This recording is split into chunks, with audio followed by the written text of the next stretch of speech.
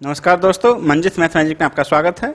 BP assistant के लिए हमने 50 क्वेश्चन का एक रखा था सीरीज कि 50 क्वेश्चन का बीपी असिस्टेंट के लिए लास्ट टाइम है, तो 50 पूरे मैथ के 50 महत्वपूर्ण क्वेश्चन हर टाइप के उसको सोल्व किया जाएगा। तो आज ये सीरीज का तीसरा भाग है। पिछले 2 भाग में हमने 10-10 क्वेश्चन सोल्व किए हैं, तो 20 क्वेश्चन हो चुका है। आज सीरीज का तीसरा भाग है, इसमें भी 10 क्वेश्चन सोल्व किया जाएगा। तो दोस्तों इस वीडियो को शुरू से अंत तक देखें और पसंद आने पर लाइक और शेयर जरूर करें। और यदि आप हमारे चैनल पर पहली बार जुड़े हैं तो हमारे चैनल को सब्सक्राइब करना और बेल आइकन को जरूर दबाएं ताकि अगले वीडियो की सूचना आप तक पहुंच सके। तो चलिए शुरू करते हैं। आज का पहला प्रश्न, एक व्यक्ति ए से बी तक x किलोमीटर प्रति घंटा की औसत चाल से जाता है तथा वापस बी से ए तक y किलोमीटर प्रति घंटा की औसत चाल से लौट आता है। पूरी यात्रा में उसकी औसत चाल कितनी है?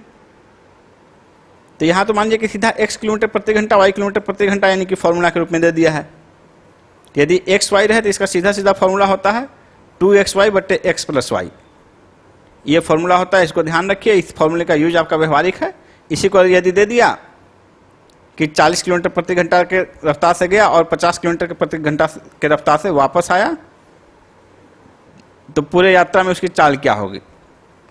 तो x आप 40 रख लेंगे, y 50 रख लेंगे इसी फॉर्मूले में, यानी कि 2 गुना 40 गुना 50 बटे 40 प्लस 50। इसी को सॉल्व करेंगे तो इस यात्रा का जो है औसत दूरी, औसत चाल निकल जाएगा। तो सीधा सीधा यही फॉर्मूला है। कभी कभी ये पूछा हुआ क्वेश्चन है, ऐसा नहीं कि अपनी तरफ से क्रिएट किया गया है।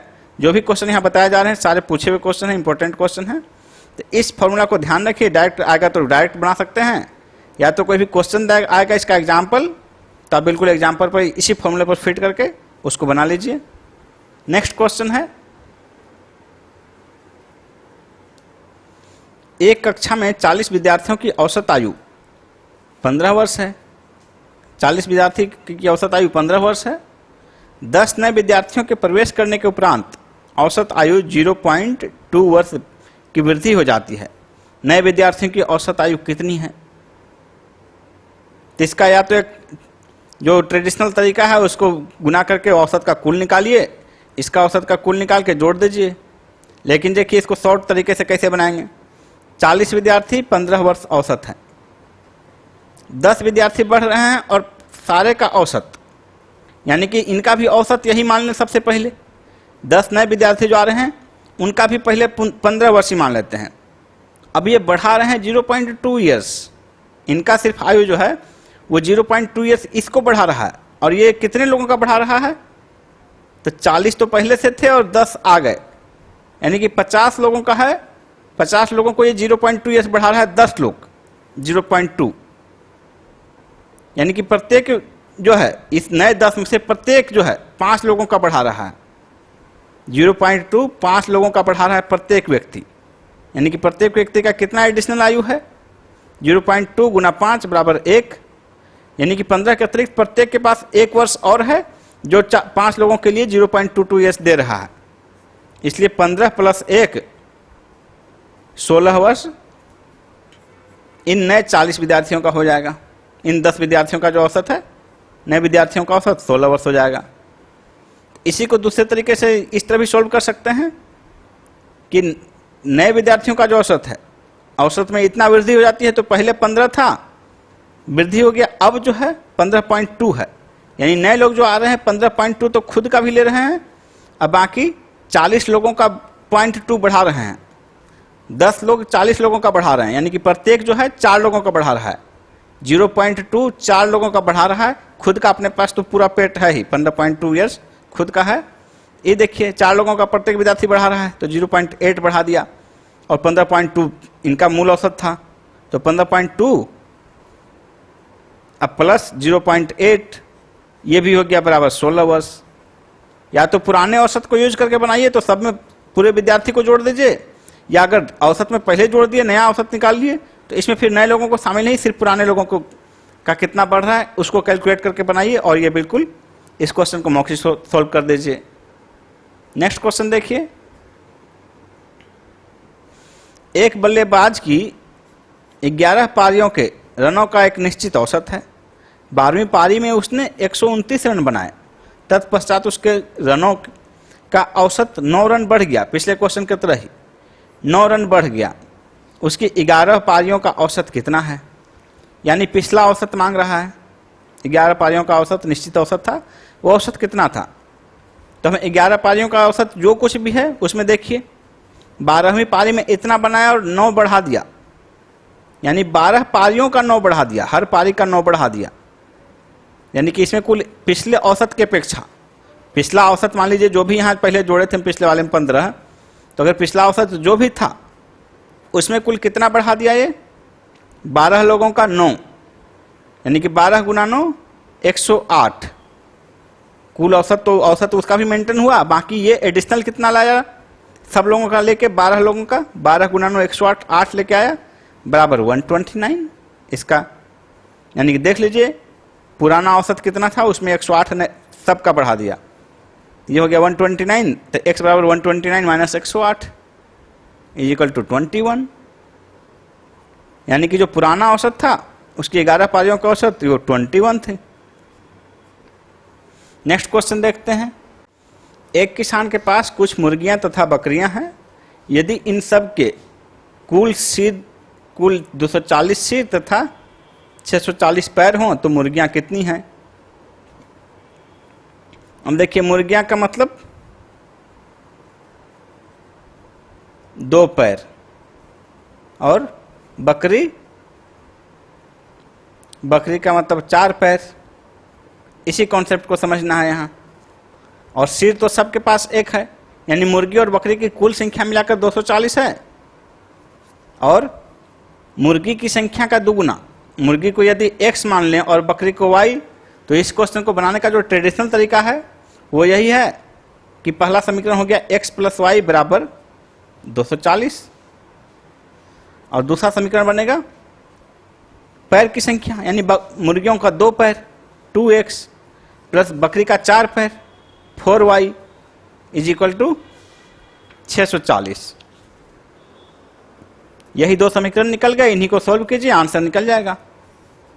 लेकिन जब इसको मौखिक बनाना हो, आपको मल्टीपल चॉइस क्वेश्चन में केवल आंसर निकालना हो, तो इसको देखिए कैसे बनाएंगे।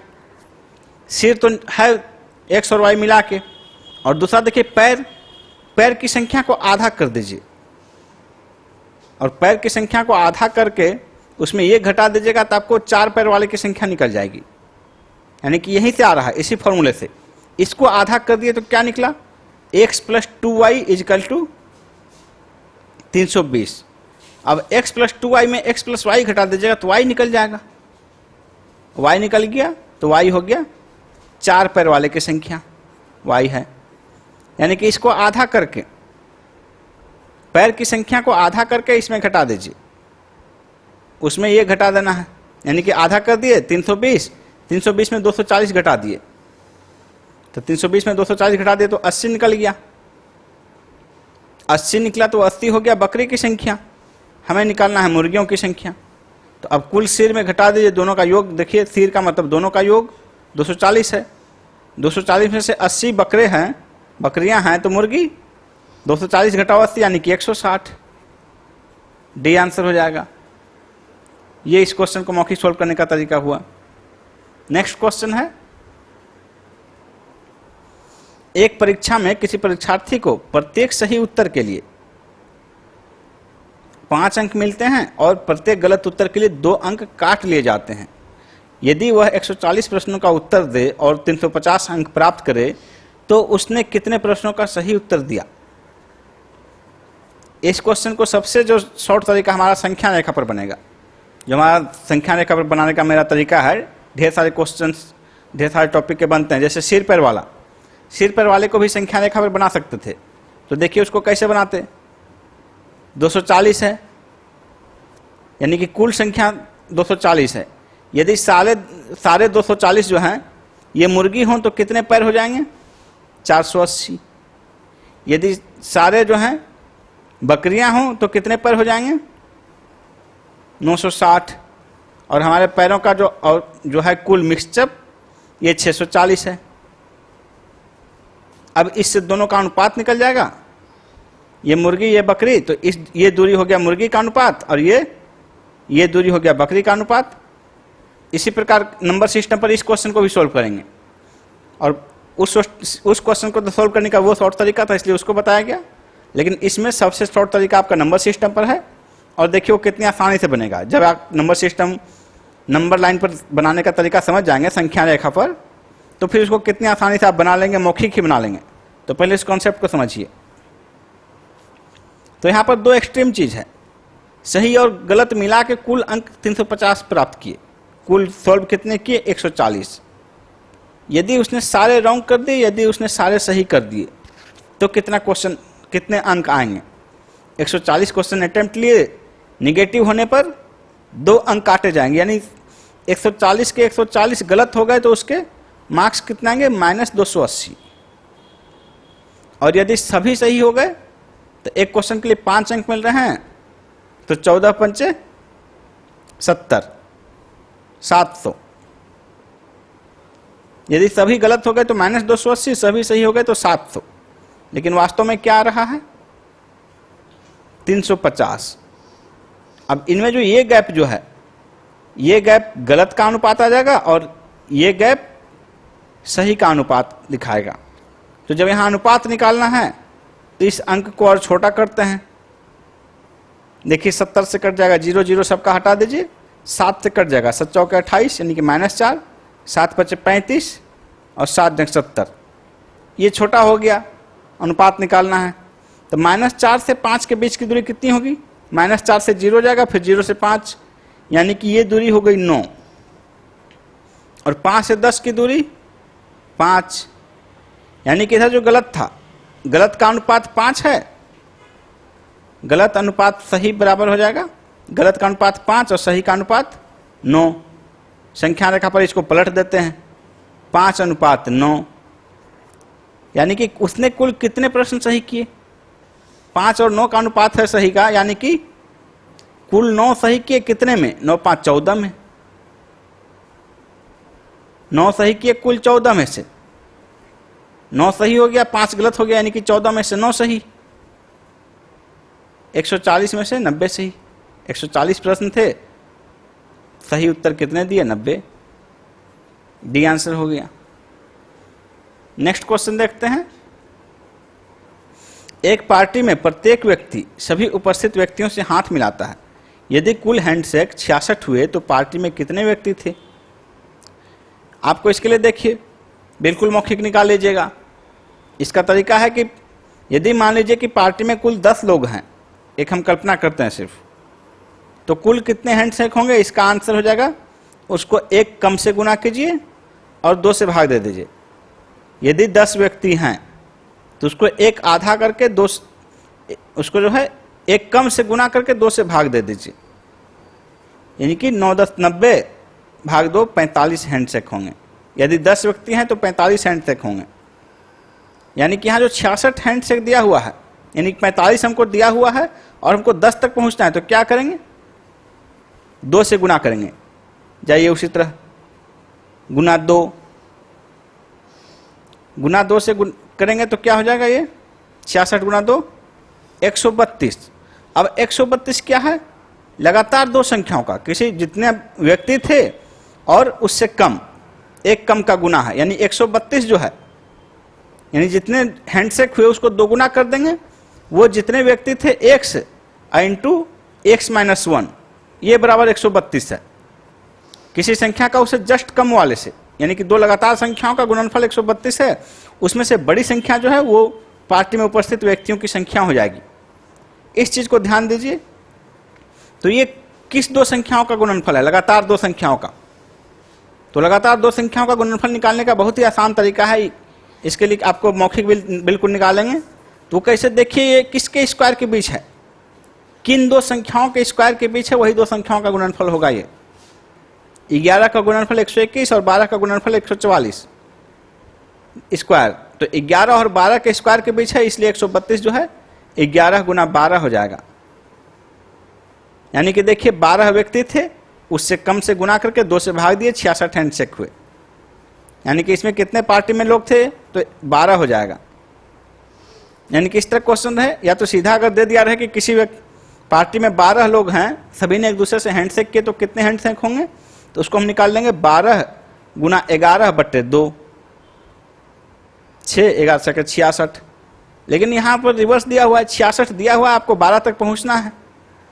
तो इसका करने का तरीका वही है कि 66 से 2 से गुना कीजिए।